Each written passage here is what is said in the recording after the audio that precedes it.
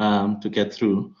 So welcome everyone. My name is Gcobani and I'm going to moderate the session, and that really just means managing the tech side because today is all about Esihle's talk, who will be talking on the reproduction of life and the demands of death, digital kinship, and the contemporary lives of Black South African queers. And I just want to start by just observing that today is a very heavy day in South Africa. As we continue to witness the constant violence on Black youth. So I thank you for taking time out on a really tough day as today to come and think with us. And I just wanted to open with a story because I was one of Esihle's supervisors, along with the soon-to-be Dr. Thoko Sipungu, who's also in the room. And Esihle approached me late last year to supervise the project. And he said, I'd have just money for 1 year. Would it be possible to really do this in 1 year, because I don't have money to go into second year. And we actually did it. So I just wanted to open that story that this is hosting this event. We had a number of talks. Should we postpone it in light of what's happening nationally, or should we continue? I just want to share that all of us are in many ways embodied in what's happening in the country. We are very aware of the issues around student finances and the kinds of structural and economic violence that's often enacted on Black youth in this country. But as I said, like Esihle was able to complete his master's within a year, despite all the financial constraints that he faced. And I just want to begin by reading 2 excerpts from his examination reports for this current work, which was passed with distinction. One of the examiners had this to say about Lupindo's work, that this has presented a really original idea that makes a significant intervention into the study of sexuality, gender, and citizenship in South Africa. And this is really the idea that the TRC was a missed opportunity to specifically include LGBT people in an important moment of nation formation. The author offered several ways in which queer South Africans could have had their experiences made part of TRC's narrative of loss and trauma under apartheid, such as the histories of sexual violence that occasionally surfaced in the TRC, and the focus on medical complicity with the apartheid regime, which included abusive conversion therapies. Esihle's thesis then makes 2 important further original conceptual moves. The first links this omission in the making of an imagined citizenship in the new South Africa with the current fragile status of queer Black South Africans, and charting how the generation that witnessed the TRC as children or teens have built social worlds for themselves, despite their lack of what we might call lived as opposed to legal citizenship. Then Esihle's interviews with a group of queer Black South Africans about these issues offered fascinating data, and the deployment of critical literature relevant to a wide range of topics was impressive. The discussions of methodology were good, and in particular, the issue of the advantages of Esihle's own commonalities with the interlocutors raised some interesting issues for this kinds of ethnographic style work. And then I just want to read one short other excerpt, which really links to what Esihle will be talking about today. And this is one of the examiners who writes that the discussion of digitality in Esihle's work was particularly interesting. First of all, managing this research in the midst of COVID is in and of itself worthy of congratulations.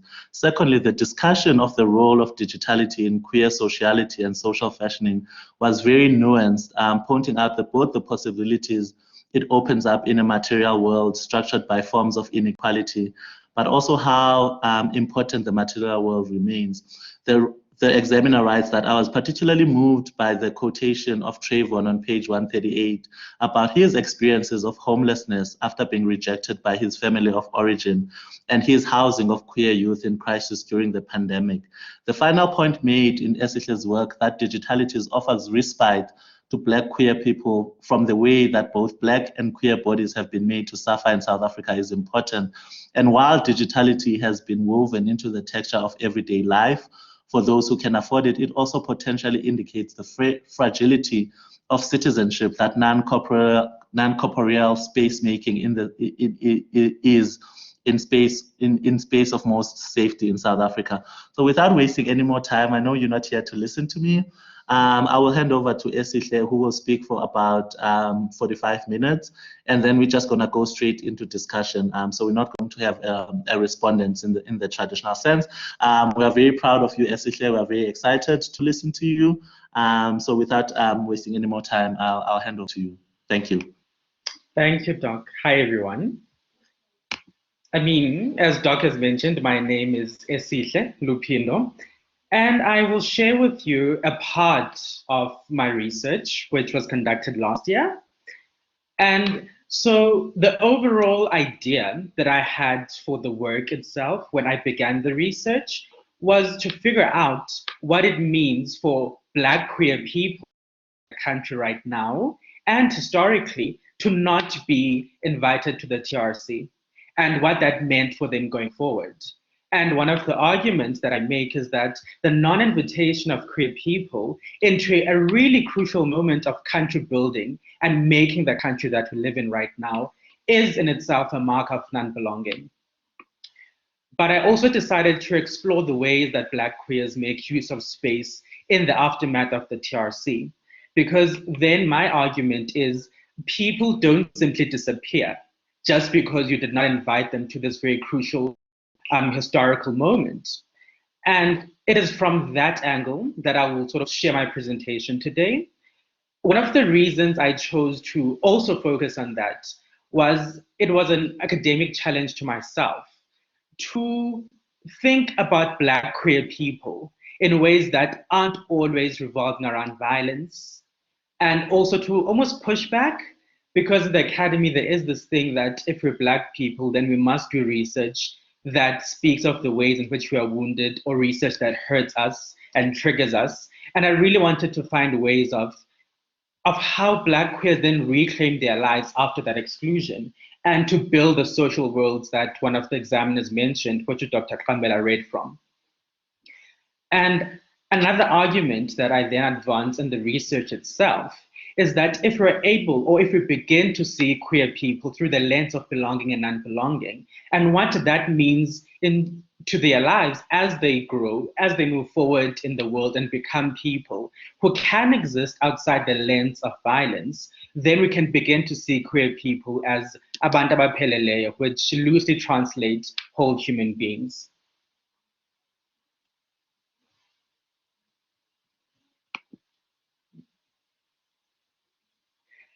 And just a moment, please.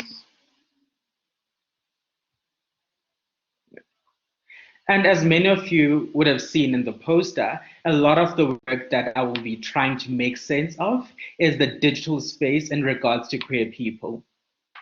And I rely on Butler's work when she says, kinship is a set of practices that institutes various kinds which negotiate with the reproduction of life and the demands of death. So I really want to deal with this idea of the demands of death and the reproduction of life. And what the digital space has been able to do, I think anyone who was doing any kind of research or any kind maybe of writing, of thinking through COVID, particularly last year, when a lot of people are anxious about this pandemic, many people still are, is we're faced with the digital world to connect us. And we're now forced to be in a location where we must grapple with the possibilities that the internet gives, the joys and the dangers that it gives. And one of the things that the internet gives us as Black queers right now is because people are able to curate their worlds, they're able to see who follows them and decide who they want to follow and create this network of community. Maybe for the first time in their lives, they don't feel like outcasts. They aren't cast out of society, they aren't discriminated, they aren't the minority, depending on how they have formulated their own worlds. And this, how we create our digital worlds, makes us rethink our position and what we know about community, about desire, and about pleasure in digital times. And I will go into depth as I go through with my presentation about pleasure and the digital space. And because we were all living in these times we've never experienced before, that meant we had to find new and creative ways of being, of creating social worlds, of staying alive in more ways than one using the internet.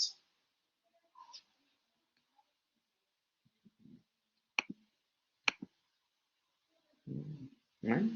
And on this slides, I really want to think through Butler's demands of death, just that line.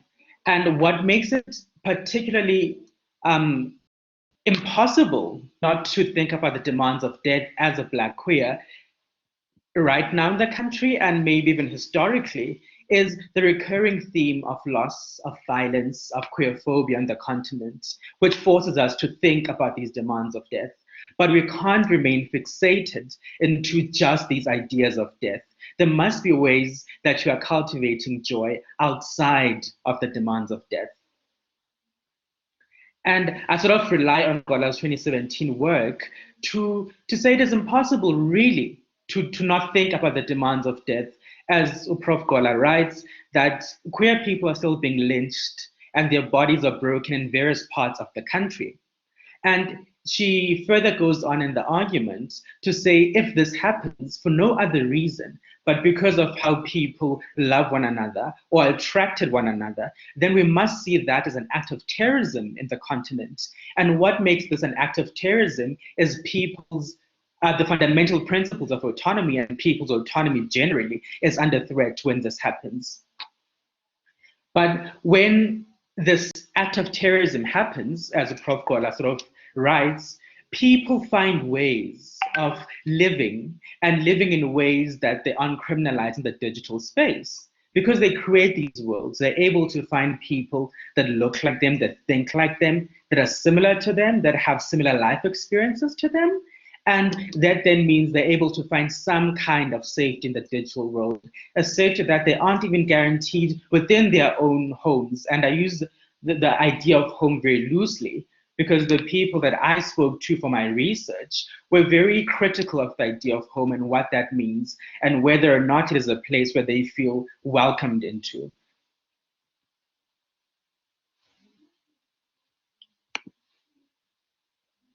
So I found this image in thinking about these demands of death, which really struck me. And the author was trying to deal with the vulnerability that Black lesbians deal with in post-apartheid South Africa. And it struck me for many reasons, but we don't really know who the person is. All we know is that what's used to be the identity book now has deceased. And we allude that to their sexualities and them being victims of terrorism that I've spoken about briefly.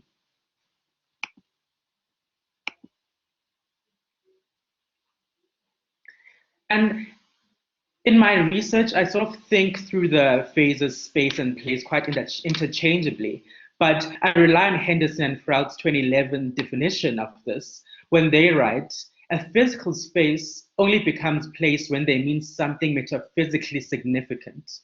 Spaces become place when an individual gets to know it and endows it with meaning. And in the next couple of slides, I want us to keep in mind this idea of metaphysical significance and meaning that are attached to spaces.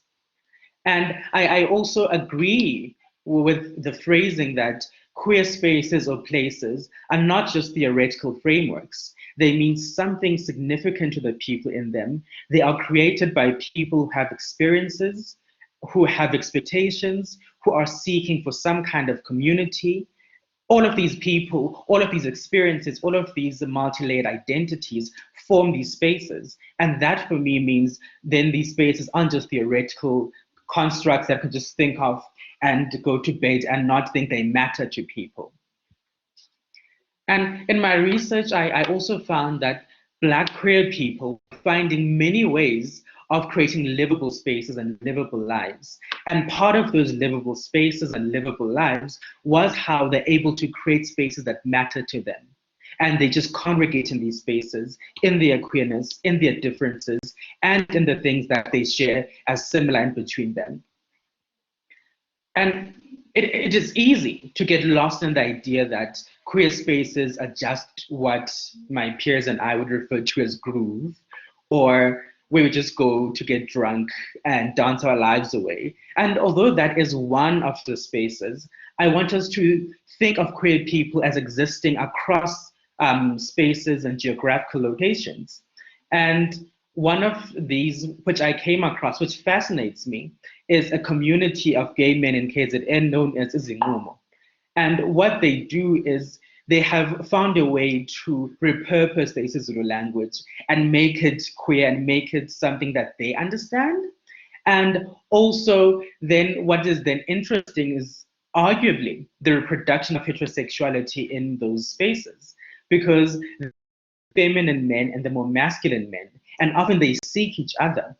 And when they get into romantic relationships, often the feminine ones look for the masculine men. And if their relationships get any more serious, they even pay ilobola to the feminine one as a way to respect. They call it uhlonipha, as Roderick writes in their work. And we might critique this sort of community, but it means something. It means something metaphysically significant, as I'd read in the previous slide. And that maybe that's all. That matters to them, and that's all that should matter. And this then forces us to think about Black South African queer people as using tradition and repurposing it, and forcing us to rethink what it means to be African and what constitutes African culture in this rapidly changing world. And another thing that came up in my own research, queer people have this very complicated relationship with the church, but it's also something quite significant for them because of how they grew up, because of what it means on a spiritual level, spiritual support. And instead of going to the church, which is known for its very heterocentric ideas, they often host each other in each other's homes to reflect the church, to recreate the institution of the church. And that for them gives them meaning, spiritual meaning and support. And I found this picture from Faculty Press, which was titled Queer Heavenly Bodies. And I found it quite relevant in the context of these Black contemporary young queers who host each other into their homes. And one way that I was able to understand and make sense of this difficulty is through a poet, South African poet, Vangaal Ganjo's 2018 work, which reads, "I'm standing in the middle of the road, trying to drown out my mother's voice. She tells me I'll go to hell for all the men who come in and out of my bed. She does not know about the women. I wonder if there's a worse kind of hell for people like me." So Ganjo sort of forces us to think deeply that you don't just walk away from your spiritual practices or religious belonging just because you're queer. And if queer people could walk away, maybe it would not matter to them. But clearly it matters because Ganjo cannot drown her mother's voice in this particular poem. Another setting that came up quite a lot in my research was the Joseph Vogue nights, and where just queer people come and gather and walk the ball and vogue and just have fun as mostly Black queer people. And I need us to keep in mind that in the context of my presentation, this becomes a third location of queer people. So from Izinqumo to the church to Joseph Vogue nights. But I was also fascinated by this idea of, but what makes a space queer? And I would ask this to the people that I spoke to for my research. And the three predominant ideas or responses that came was A, the presence of queer people only just gathering in a space and only having queer people constitutes a queer space or a queer place. Another group of people felt that the presence of queer people with the acceptance of heterosexual allies and the absence of bigotry is sufficient to make a space queer. But the third one, which was not the most common, but which stayed with me, was ownership. People were concerned with the idea of who owns the spaces that we go to, because the people that own these spaces, that means every time we go to these spaces, we're investing into their spaces. And if it's one of us, then it's fantastic. But if not, then it forces us to grapple some kind of tension with the creation of a physical space and an investment into that space.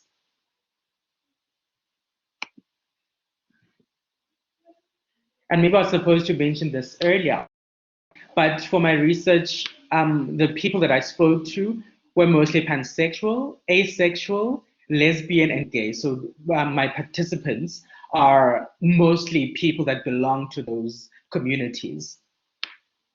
But it is insufficient for us to just know what constitutes as a queer space and leave it there. How accessible are these queer spaces?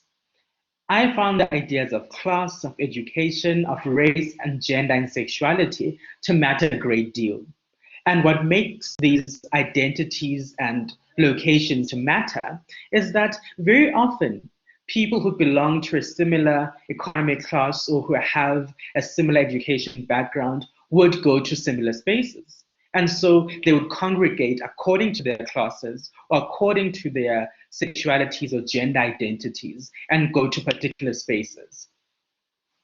And many of the people that I spoke to were people that came to cities for various reasons. And they only became conscious of how limited these spaces were when they had to go back home. And again, I use the idea of home very loosely here. And it mattered whether or not people could physically get to these spaces. Could they afford to get to these spaces? I mean, that forced us to think deeply about geography and the economy of our country and apartheid spatial planning. And all of these things matter in how accessible these queer spaces are. And one of the things that was clear was if there was no policy that says queer people aren't allowed in this space, then that was accessibility in and of itself. But as I've already mentioned, the ability to physically access these spaces also played a role on whether or not these spaces can be seen as accessible.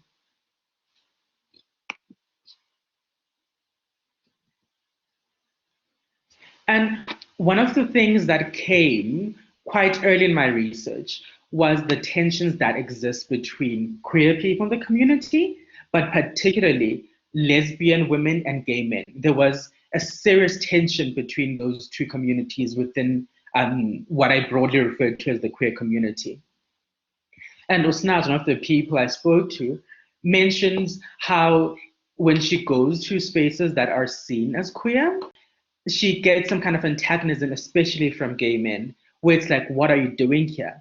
And these tensions between gay men and lesbian women speaks to placement and displacement, because many of them come and gather because they're looking for some kind of place of safety. But if they aren't gay men, a lot of the times those people end up feeling displaced in the very same spaces that were said to be created for them. And this then does drive the point that queer spaces aren't utopian, nor are they uniformly experienced by all queer people in the community. And Qambela, another person I spoke to for my research, mentioned the fact that one of the truths, which he says is not a nice truth, is that gay men have become the face of the queer community. And so it is not unheard of, it is not unexpected for other people in the queer community to sort of challenge this, because they are also looking for their own placement in the community, especially coming from societies that frequently displaces a lot of queer people. Another thing that becomes quite clear to me was that even if queer people were given the option of, would you guys like to go to a day event or a night event, they will most always certainly choose nighttime. And I wondered why. Why was the night so significant for queers? And one of the first answers was that the night is less judgmental. And people are not bounded by expectations and demands of corporate, of work, of family. And the idea of corporate as restricting came across in dress code. Someone said, as a man, I can't show up in a dress if I feel like in a corporate setting. I need to wear a certain kind of way and respect what is known as the corporate wardrobe. But in the nighttime, then I can just break free. And things like that then force assimilation to heterosexuality, because it demands how people must dress, how people must behave, how people must be, or rather who people must be attracted to. And in the night, there is less assimilation to do. And so people are able to break free from the heteronormativity that is given by this very heteronormative society that many of us find ourselves in. But at the same time, when you look at the nighttime, there are less women in the night than there are men. Even these queer spaces that really try to be safe spaces, or maybe are working towards that. And one of the things that we can't ignore is the kind of dangers that women, and in the context of my study, Black queer women, find themselves in, and the dangers that that gives as someone who lives in South Africa. And another pansexual person that I spoke to felt during the day, people don't disclose that they're pansexual. They would rather give the idea that they are heterosexual. And in the night, they're able to share their pansexuality. And those who are heterosexual are able have the platform to explore their sexualities in non-heterosexual ways. And as Ududu shares with me, we leave behind the things that morally guide us. So there's no church, there's no religion, there's nothing, there aren't many things that leave, that hold queer people during the day. In the night, all of those things go to bed, all of those things are closed. And the world that many queer people think only existed in their heads then becomes fulfilled and becomes a real and tangible world, even if it's just for a moment.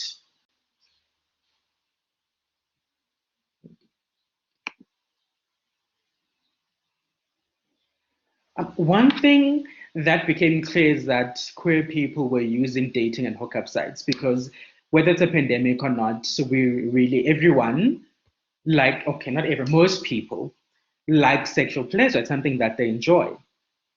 And a lot of the people that I spoke to were not aware or had these dangers that come with these dating or hookup sites at the back of their heads until something really horrible happens to them. And the thinking behind that for them is that if we share this common identity, if we know what it means to be ostracized by society, then we are not going to harm each other. But then once some kind of harm happens, then that anxiety kicks in and the question of safety kicks in within these hookup or dating sites. And one of the people that I spoke to who was in their mid-30s spoke about the way in which young adults and teenagers are pressured to have sex as a marker of being queer.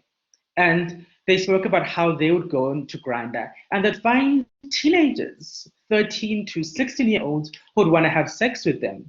And because there is this additional pressure that we've put upon these young children and young adults to have sex, and if they aren't having sex with the person of the same sex or same gender, then they become inadequately queer. We have sort of given this to the people that are still growing and understanding themselves a whole lot more. And there was also the idea that we should not think of dating and hookup sites as something that exists outside of social media, as if, okay, it's just Grindr, it's Tinder, or it's her, and all of these things. But how we interact on social media, what you say in DMs, in the comment sections, that themselves then fulfill the characteristics of dating and hookup sites. And of course, the online space offers some kind of safety. And as Dudu shares with me in our conversation, they say, I can't go into a bar and flirt with whoever I want because of the real threat, not only of rejection, which happens across the spectrum, but I think in our case as Black queers, a very real threat of violence exists. If I even flirt with you, I can be met with aggravation, I can be hit, and I can even end up dead, which for the longest time was okay. So for us, and us being Black queers, going to physical spaces still isn't an option. So the online world does open up a new world of possibility. And one of these possibilities is not getting killed for hitting on someone. And so in the online space, you could block someone, you can unfollow them.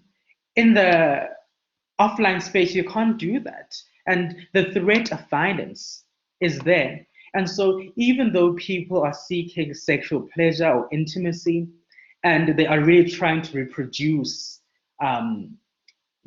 reproduce life. The demands of death, which Butler speaks of, are ever present.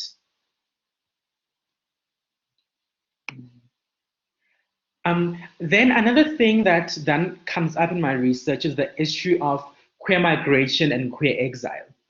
And what then pops up in queer migration is, while it's not unconventional for people to move away from home, and again, I use that loosely, for work, for school, and all of these things, queer people are moving away from home to find like other people, to find people who shared similar experiences, who shared similar sexualities. And so they find these people in the online space and they sort of curate the online spaces to reflect this. And many of them grow in, and someone said they grew into their queerness after matric. And so there's this idea that they grew into their sexualities. And once they move away from home, this growth then happens, this discovery of the sexual self then happens in ways that the home space does not offer, or the kind of environment that the traditional home space often offers is not conducive for people to discover their sexualities and their sexual identities. And the issue of queer exile is how people get kicked out of their home, are removed economically, they're removed from everything they've ever known about the world because of their sexualities. And often these people, as vulnerable as they are in the world, they find their way and they find their own communities in the online space. And one of the people, such person, is Trayvon that Dr. Qambela read about, which the examiners were moved by. They were exiled, and they deliberately use the word exiled frequently in our interaction. And they were able to house other people, other queer people who were exiled during COVID. And so this theme of migration and exile becomes ever present in the lives of queer people. As I'm about to leave you and take questions, I need us to be aware that the digital space offers opportunities that were not present or not imagined 50 years ago, maybe, and that these spaces and that queer spaces aren't uniform, that queer identities are layered, and no one experiences the same identity in uniform ways. But also, these spaces are highly limited because, and by spaces, I mean the digital spaces, are highly limited because we're all aware of the cost of data in this country. We're also aware that it is not everyone who can just have a smartphone that can have all of these apps and access and enjoy these apps. And so it means something for people who don't have electricity, that's also a reality in parts of this country, who don't have those devices, and who most often find themselves in rural areas.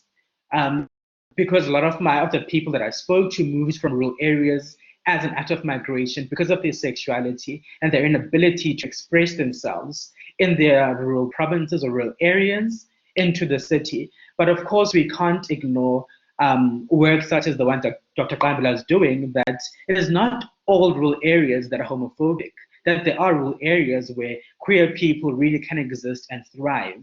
And so we should not look at rural areas or any kind of location as offering the same experiences to all people. I will end there.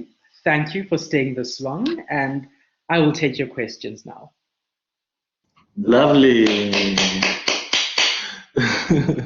Thank you so much, Esihle. And I really love the emphasis in the talk around, you said something along the lines of that we can't only be fixated on death, right? Because we also have to look at the ways in which we do and certainly cultivate joy making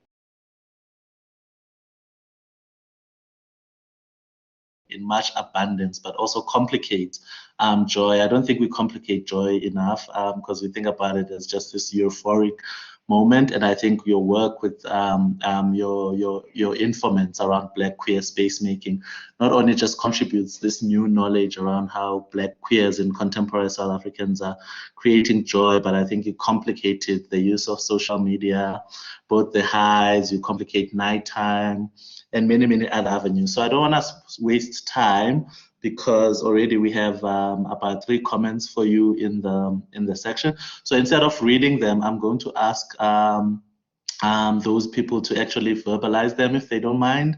I think it's more humane that way, that you express yourself better. So KG, you go first, because your comment was first, and then Kululeko was next, and then Zianda, you can go, and then we'll take the next round. So if you want to ask a question, just below, you should probably see a sign of something that looks like someone holding their hand. It's easiest for me if you can just click there, then I'm able to see who clicked first, and then we'll take a second round. So I think for now, let's go with Kagiso, and then after Kagiso, Nkululeko, and then Zianda. Hi, amazing presentation. Loved it.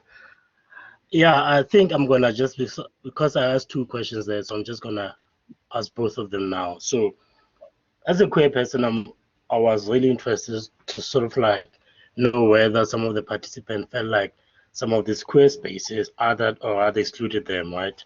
So, a big part of what I experienced in Joburg is the class element, right, of existing comfortably, in this sort of like queer spaces, right?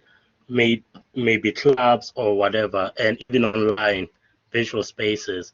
So was there sort of like anything from your participants regarding that? And my second question is, your view, as well as, whether there were views from your participants about, the concept of livable, usable space, so you talk, I think you know that, and whether how we appropriate spaces. So the biggest shock when I came to Joburg, was when I started going to these queer clubs or gay clubs, and we were like, this is actually not a gay club, it's, the gays just took over and all those things, you get it, and how sort of like that resonated with your participants. Thanks. Sure. Thank you, Kagiso. So, okay, I think Esihle take 3 at a time. So there was Eko, who's not here, but this is what he or she asked. Would you say that in this simplest form of neoprivilege thrives in the community, considering the fact that most queer spaces are mostly populated by gay men? So this was the second question. And then the third one, Zianda, do you want to verbalize it or should I read it? I'm happy to verbalize it. Can you hear me? Okay, sure. Yes, we can hear you. Thank you. So first of all, Esihle, thank you so much for such a lovely presentation. I thoroughly enjoyed it. I really, really like what you said about how the night is less judgmental, but how you're still complicated after giving things. What I really wanted to know more about was the idea of home. So you mentioned that your participants challenged and questioned the idea of home quite a few times, and I'm really interested to hear, what did they say exactly? What were their thoughts on home? And how did those discussions come about, and where did they end? Thank you. Fantastic. Thank you, Zianda. So I think Esihle will take 3 at a time, so you can respond to these. But Sinetemba, I see your comment, and then please prepare yourself if you want to just articulate it yourself. And then in the next round, Sinetemba will go first, and then whoever has a question will go after. So I think let's take 3 at a time, so you can respond. thank you, Doc. Some of you guys can see that on my phone, I'm trying to find a part of the dissertation that speaks about home, so I can speak through home through the words of people that I spoke to, so excuse that. So the theme of othering came up a lot, and as someone who uses social media a lot, very often what I saw online was how bisexual people sharing the experiences of being other in the community. But what my research showed is asexual people feel they are most other in the community, because we are a community that values sex, that values sex as a mark of your queer identity. And so when you are asexual and you aren't having this sex or this conventional sex, and then there is some kind of thing that questions whether or not you are queer or whether or not you're legitimately queer. So there was that element of othering. But so the thing of, I'll speak further about othering. Uthando Lwethu in my research just speaks about how there's always things that are required at a particular queer space. And sometimes it is just class. It is just a money thing that people have money or are able to access a certain position, then access those spaces. And sometimes Uthando Lwethu felt it is just conventional beauty. And in the online space, that mattered a lot. People who are conventionally beautiful found it much more easier to deal with ideas of creating community, with interacting with other people. So they felt that there were things that mattered most in certain spaces, and no two things mattered equally across spaces. So the idea of appropriating spaces is one that I observed. I don't write about it, but I do observe it in recent months. And a lot of us who have access to the digital space have realized how Kwamaimai, for example, is one example that we have seen a lot of queer people going there. But not just that one, there are many queer, what have become known as queer spaces that queer people just repurposed and did their own, and it became known as a queer space. I know of a club in Durban, for example. It's something on Albany, but there's a number in front of that, where when I went there, the staff were wearing T-shirts that had rainbows and all of these things. And when I asked the people I was with, it was exactly that. The queer people in the city had repurposed that particular space. And again, it's queer people mostly in the city. That means something in terms of accessibility and safety in itself. Nkulego's question about patriarchy. So I think one of the manifestations of patriarchy is the fact that there are less women in the night than there are queer men, because of the very male-centered world that we live in. The men know, as queer as they might be, they know that they are more safer than women in the night. And so they populate these spaces, they frequent these spaces, because the danger of them being attacked or harmed because of their sexuality is one that is almost absent in comparison to queer women within the community. So I think male privilege, as Nkulego mentions there, is something that thrives. And another sort of product of it is the fact, as Qambela has mentioned, gay men have become known as the face of the queer community. And anyone who is queer but isn't a gay man is sort of shunned upon, sort of othered in a way. So I definitely think there is a sense of patriarchy and male privilege.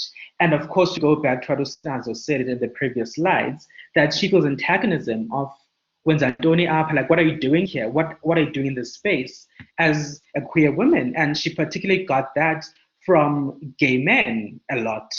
So I think that I've answered that question. So I've been speaking a lot and not paying my attention on the phone, so I'll just speak from memory.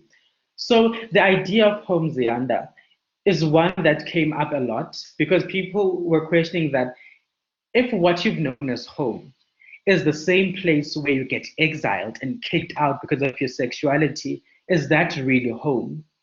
And it was also grappling with the fact that home is not a static place, but as a space that is constantly recreated.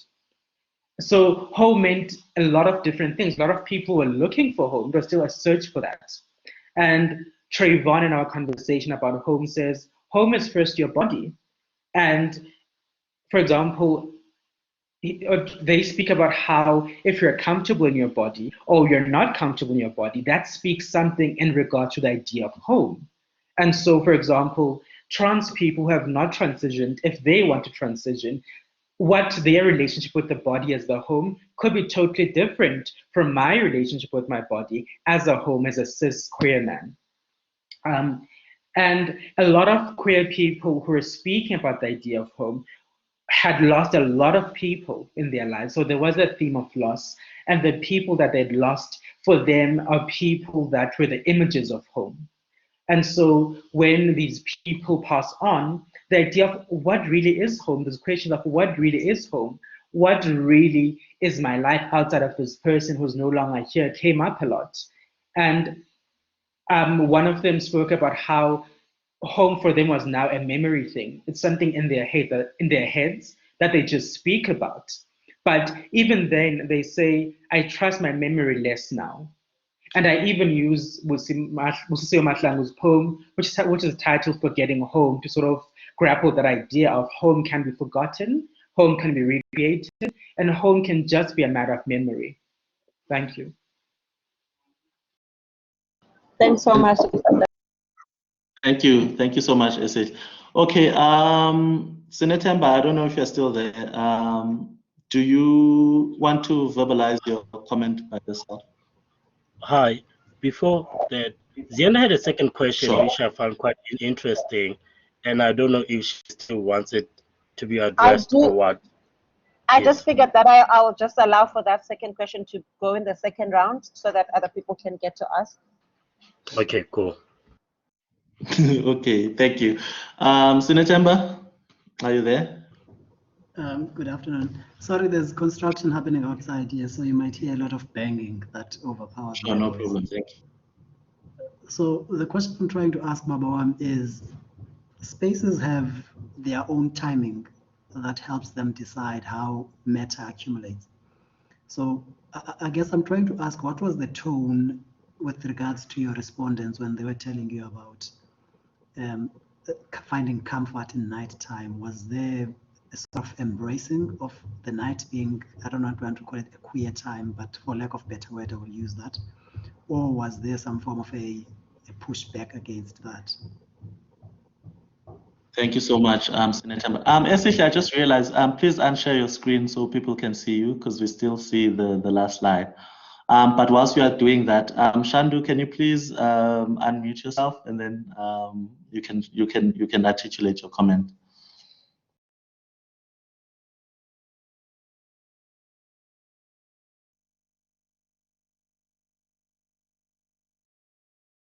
Shandu? Okay, I think Shandu might be having some tech issues. So question to you, Esihle, was as a community that was, okay, so Shandu just wrote mic not working.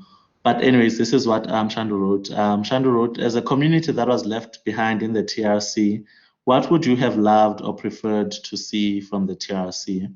And then Zianda's second part to her question was, are the sexual relationships made and maintained on the digital space, or is the digital space just the starting point and then they are maintained on and offline? What is the difference between going to a queer bar and going on Grindr or Tinder? Does the same level of threat of violence, just in case you hit on the wrong person, I guess still exist? So you can take those three so long, and then we're gonna do just one last round. I guess depending on the time, we have a lot of time.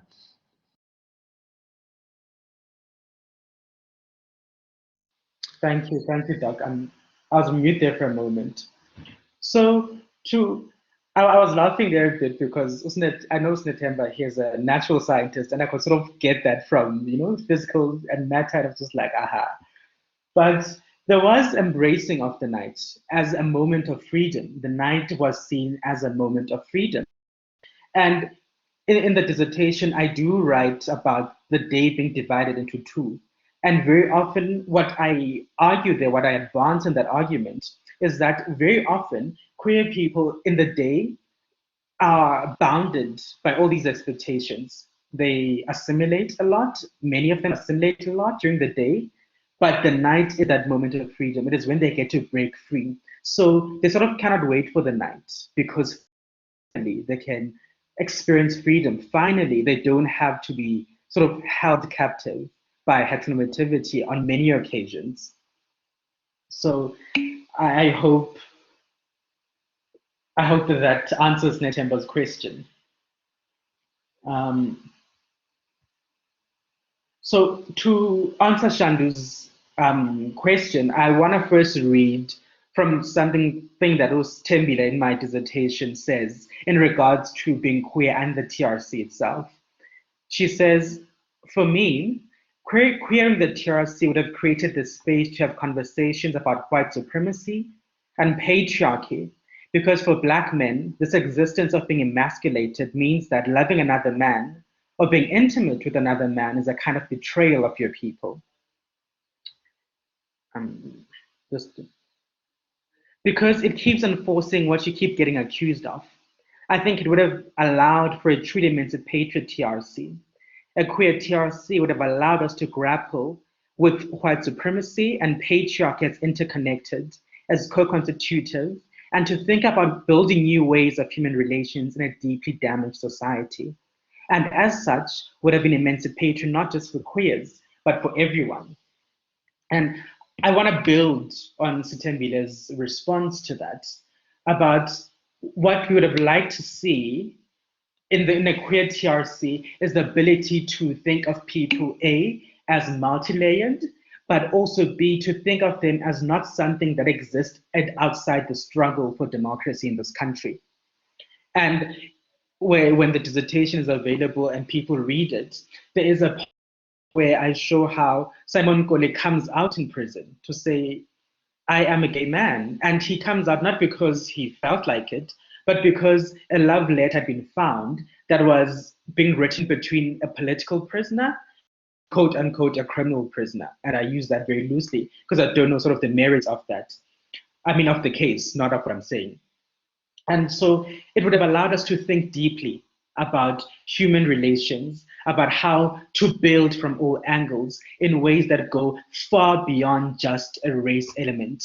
Because even on a gender element, that is a very limited sort of aspect of the TRC, which is where people like Ntabiseng Motseme's work come in, of the mute always speak, and a group of people forming sort of their own commission, if I can call it that focus on gender because of the critique that there was an absence of the TRC, and this happens as the TRC happens, or rather, so it happens concurrently. So I think to just draw everyone to the table and think about ideas of freedom and think about ideas of citizenship in building a new country. And so inviting people in a moment where so the TRC for me signifies a moment where the country is being built. That is the starting point of South Africa as we know it. And so there's a great deal to be included in that. And it also means people suffer a great deal if they're excluded from that. Back to you, Doc. My question. Please. Doc still here? Sure, someone has a question. Oh, excuse me, I didn't answer my question, Zianda's question. Oh, sorry. Yes. Yes. Apologies about that. So right now at the back of my head, I'm realizing I skipped one slide by mistake. And that slide was really focusing about how the digital space is a space where many of us are trying to think about the reproduction of life, and just to mainly think about the reproduction of life as opposed to the demands of death.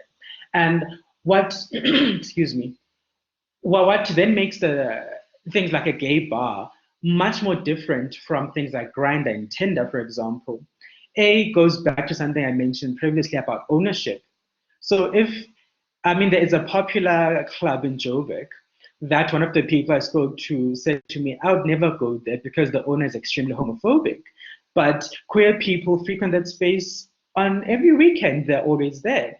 And so what that then means for me is, excuse me, is that if the owner holds such values, it means people who hold similar values are acceptable in that spaces. And if you sort of flirt or give ideas to the wrong person, then you might be met with what Dudu has mentioned, to say you might end up dead, you might get aggravation, you might get hit. And these are the kinds of threats that don't always exist in places like Grindr. I mean, of course, I am aware of the literature in spaces like Nigeria, where a lot of heterosexual people are going onto these spaces because to be queer is criminalized in such locations. So they go into these spaces and blackmail queer people and threaten them until they pay them. And so there is that also kind of danger, but that's not a danger that was prevalent or even brought forward in my conversation with the people that I spoke to. So I think there is a lesser extent of violence on the online space than there is on the offline space. And so the maintenance relations in regards to Zianda's question is that sometimes they go offline and sometimes it is part of what is known as hookup culture. So you meet this person online, you have sex with them for maybe one night and you never see them again. And so that then for me draws almost an equal balance between maintaining the online and the offline. So these come equally in my perspective. Thank you. Fantastic. Thank you so much. Okay, Pilani has a question. Pilani is here with me, so he's coming over. Well done, Esihle. That was a mind-blowing presentation. My question is somewhat of a follow-up on this idea of home and I guess queerness. So I want to know from you, in your speaking to your informants, did you find that home was a real space or was it somewhat an imagined space? Because I know with the work from like with refugees and people who had been exiled, there's always somewhat a very romanticized idea of what home is. And so in this instance, I'm wondering if home is linked to your ability to freely exercise your sexuality, and or was there more to it? Sure. Cool. Thank you, Pilani. Okay, Sipokuhle, do you want to verbalize your question? You can just unmute yourself.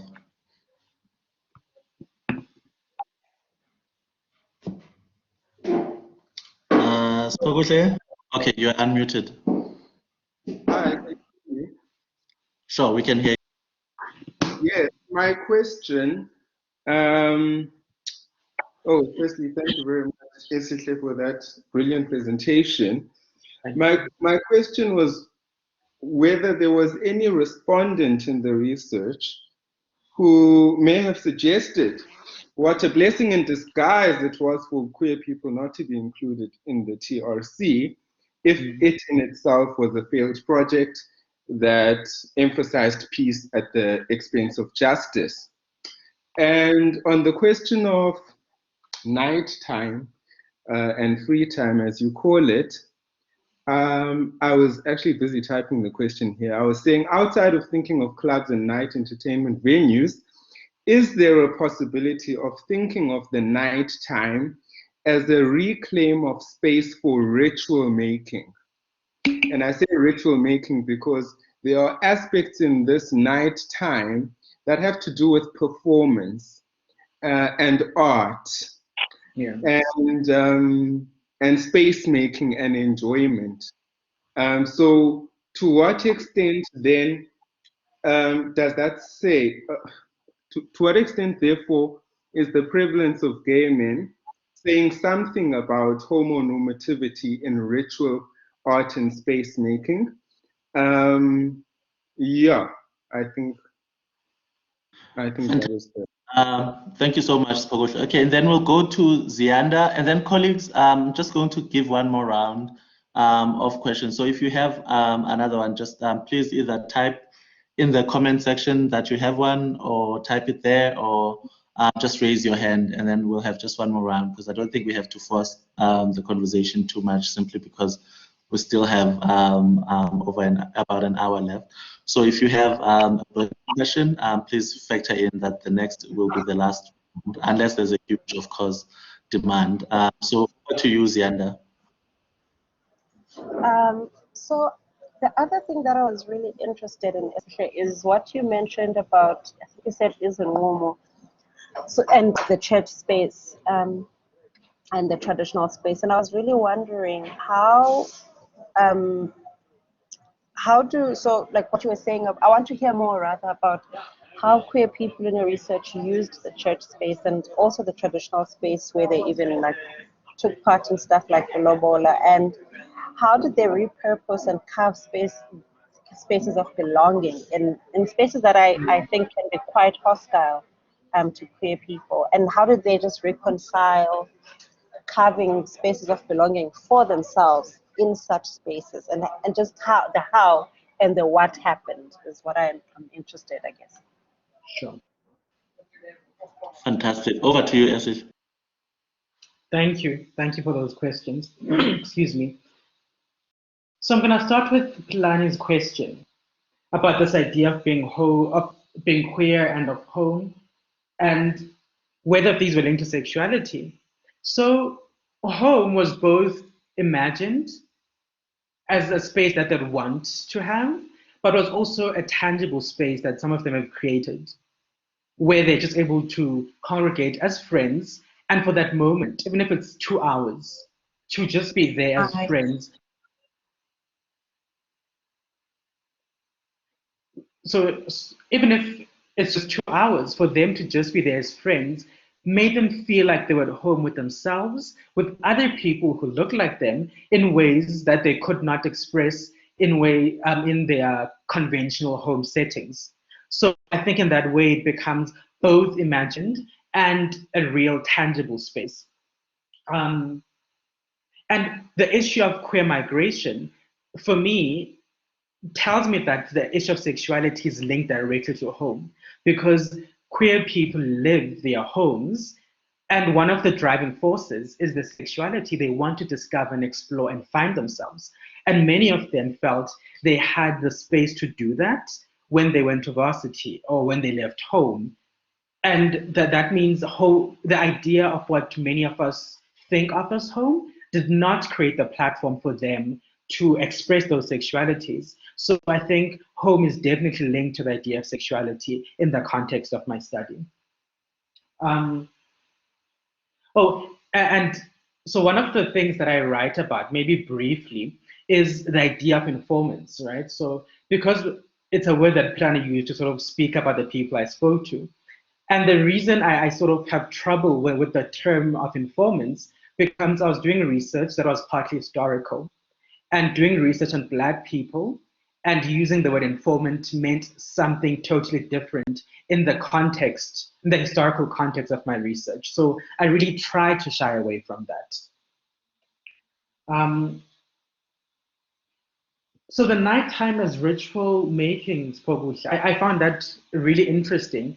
And I do think there is some kind of ritualism that is linked to the nighttime because of the performance that you've mentioned, but also the performance of it is not a once-off thing of how repeated this performance is. And for example, with those Invoke nights, which I used as like an image earlier on in the conversation,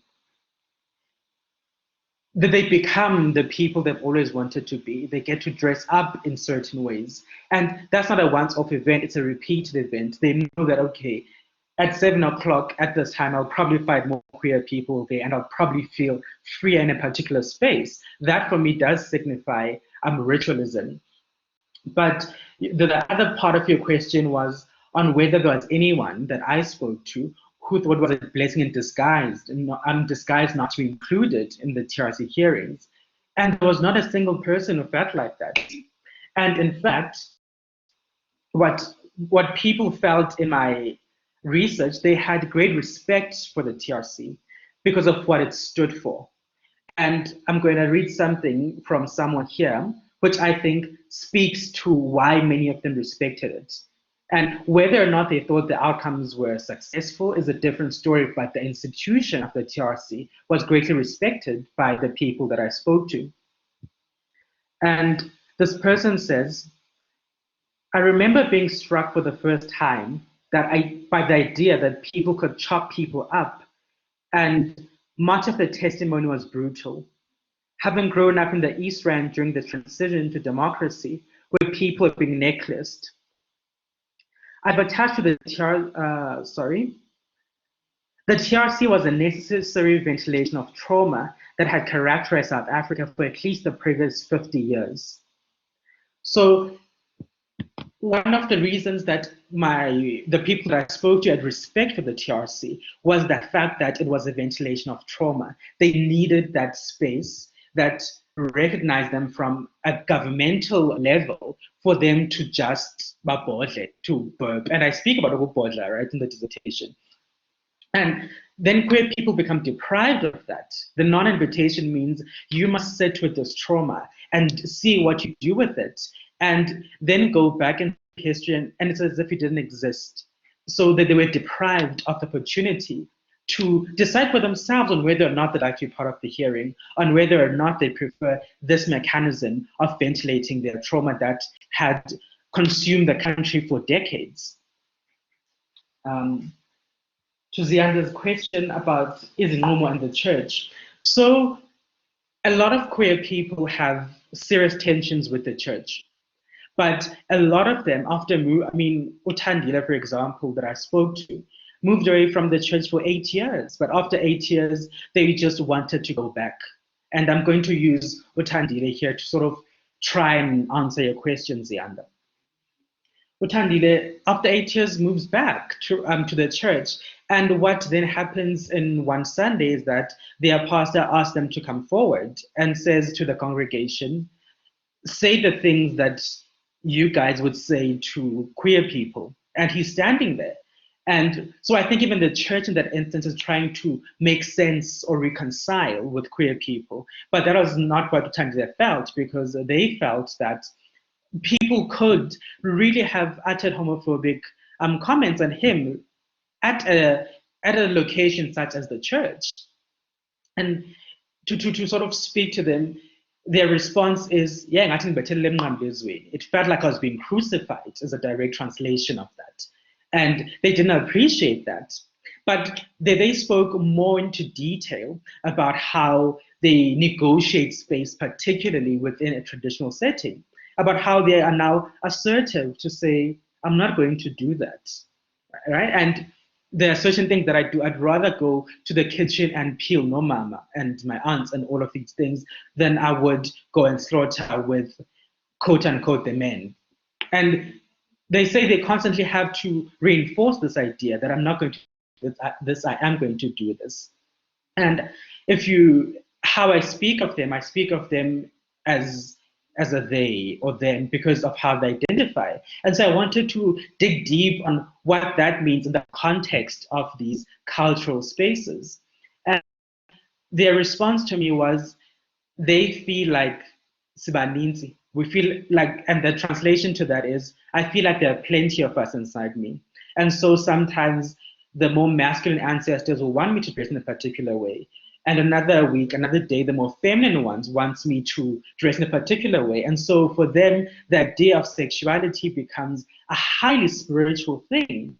And so that they could not choose on whether or not to say they were he or she, but to them works better because that then equally recognizes all of their ancestors. And that's how they move around these cultural spaces. I think I've answered that question. Back to you. Fantastic. Okay, there's still quite a big demand for questions, both in the comment section and people who've messaged privately. So I saw Horata got disconnected, so I'll give her some time to come back. So as we're waiting for Horata, Dr. Marian Brooks wanted to ask something. So over to you, Dr. Brooks. And then Horata, if you are back, just prepare yourself. Okay, thanks. Sorry, I missed your main points, but I wanted to hear about this because I'm really interested in the intersections that you're speaking about, and I've already been really enlightened by your discussion. Particularly the last point you just made about the spirituality and sexuality and how that connects to culture and heritage, and how we want to be in these spaces even as they reject us. And that's just a thought I had. I wanted to ask you how you feel that this could be applied in other spaces. And I ask that because I have a few patients that I follow, some adolescents in Botswana, who feel that their best friends are in online spaces, and they might be genderqueer or queer based on sexuality, or they might be listen to rock music as Black Botswana, or they may do other things that they feel are different from everyone else as adolescents. And I'm wondering how you feel like some of these principles would apply, what you learned would apply in some of these other situations, and what you would recommend for those of us exploring these topics as researchers, as anthropologists or scientists in general, how you would recommend that we go about exploring these, some major points that you would ask for us to explore. Lovely. Thank you, Dr. Brooks. Horata, do you want to speak through your comment?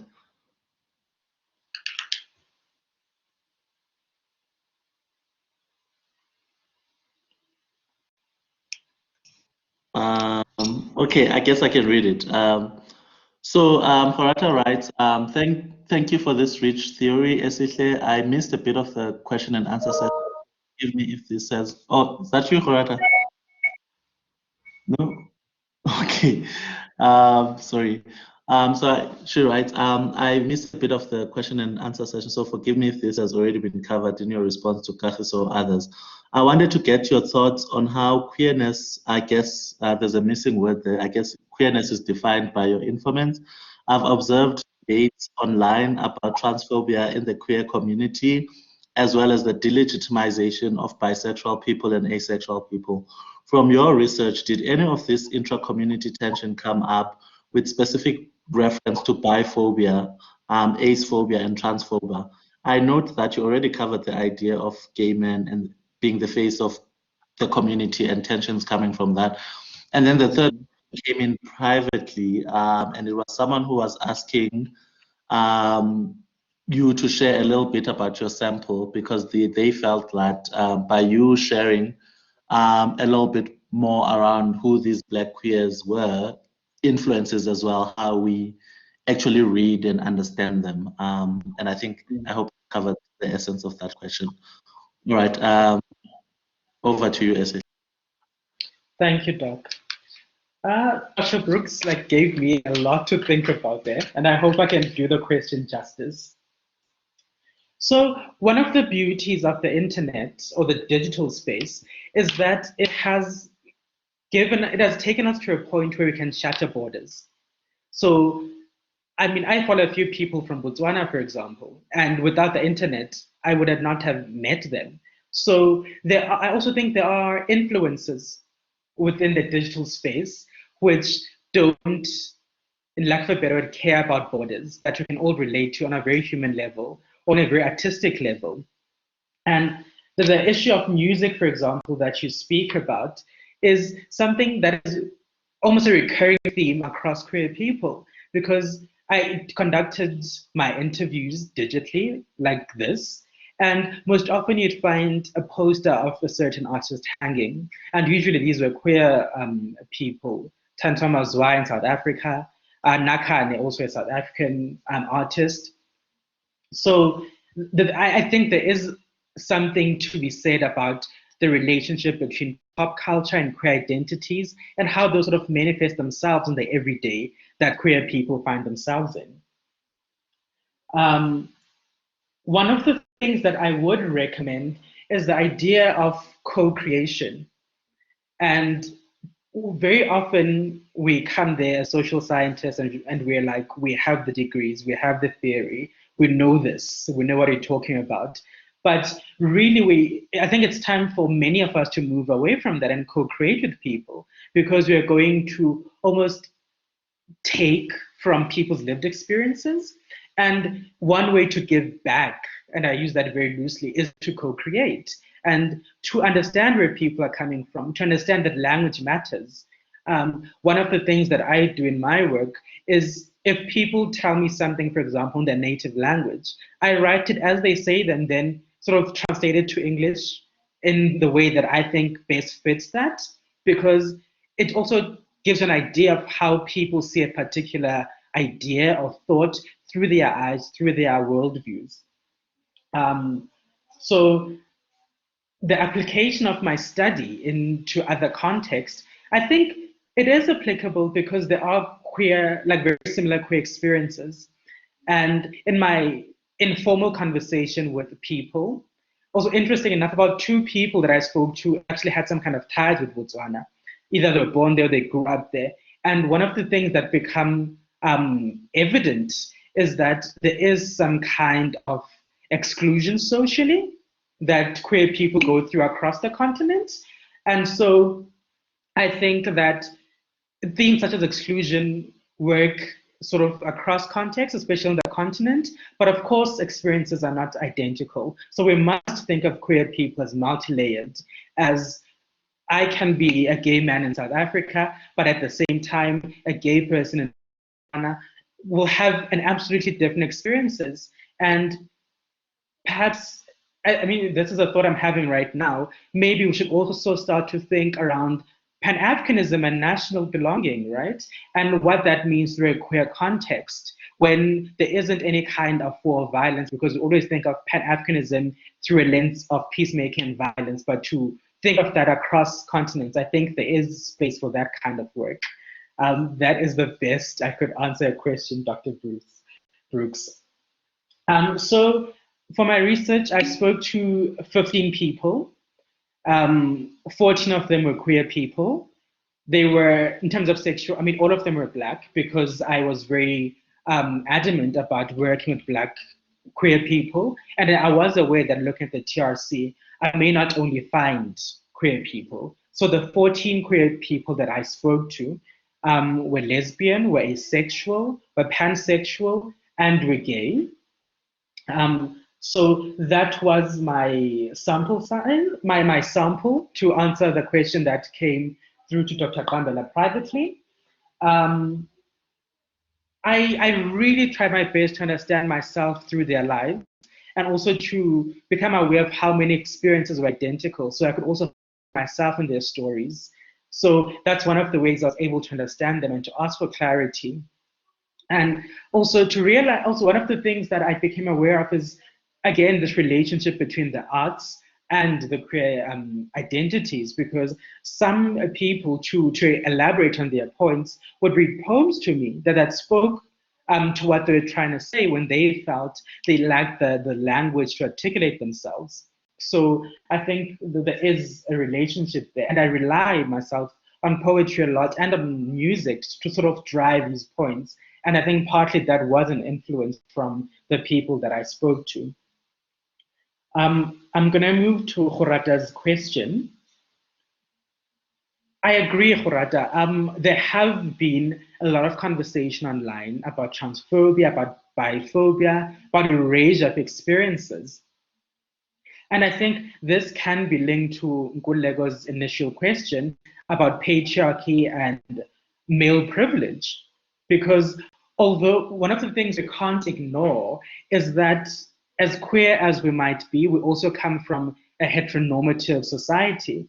And while we try to break free from that, and we hope to use the night to do that, a lot of people reproduce ideas of heteronormativity.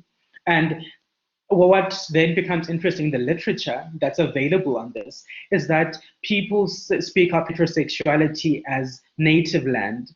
So people try to move away from it, but they keep coming back to it because it is in their socialization a native land. I did not have a bisexual person for my research, so I can't really speak about, or a trans person, so I can't exactly speak about the transphobia or the bi-erasure in the context of my study. But I can say that asexual people felt they were the othered people in the community. So there were othered people. So amongst this othered community of people, we are further othered by them, by the very same people that you thought would understand, would create this space of belonging, would create this space where you can feel free and unbounded. So that's what then comes across in my research in relation to gay men being the face of the queer community and the sort of the erasure of asexuality. And part of where the erasure of asexuality stems from is that sexual intercourse is something that's greatly valued within the community. And that is particularly true if you observe the interactions on the online space, because especially amongst gay men, it's a matter of maybe hours until the conversation of sex comes up or how you prefer to have sex. And so I think that this hypersexualization that we have, to some extent, that we do amongst ourselves, others asexual people, because how do they then, in the eyes of this hypersexualization, sort of and the identities within without being made to feel like they're being delegitimized because they aren't having sex in the ways that we think sex is a crucial point of identity or belonging. Thank you. Fantastic. Okay, we're not going to take another round, and this is really a practical issue. I think for those who are here earlier on, I mentioned that unfortunately there are load shedding in my area, and now my battery is at 16%. I'm worried about saving the recording. So in the interest of that, I'm just going to without wasting time, ask Esihle to just offer any closing remarks, and then we're going to end here. But as you know, there are many more of these conversations that we're going to have. So thank you so much, not just to Esihle for the ways in which you fed us today, but to everyone for your rich comments, critical questions, and so on. So Esihle, feel free to close out, please. Thank you, Doc. What I would really like to say is this presentation, and deciding rather to focus on this aspect for this presentation, but also for my research, was to draw myself away from this assumption that when you carry these Black and queer identities, you ought to do trauma work only. And I really want to urge my own peers, intellectual peers, not to fall between those cracks, and to do things that they're really passionate about, because the way in which you think about the world matters, and to think about queer people as not monolithic, and to remember that experiences are valid and they're multi-layered. And again, thank you, Doc, for this invite with Gauteng Anthro, and thank you to everyone who came and asked me all of these questions. If I had these questions maybe 2 months before my research, I think I'd still be writing today. So I'm glad this happened right now. Thank you so much. Thank you so much. I think the comments in the comment section sum it up. Thank you. This was great. Thank you so much, Esihle, for such a great presentation. Thank you for engaging. Yes, we must see joy, love, and light, especially as researchers. Thank you so much. We are learning, and yes, and yes, and yes. So thank you, everyone. Have a great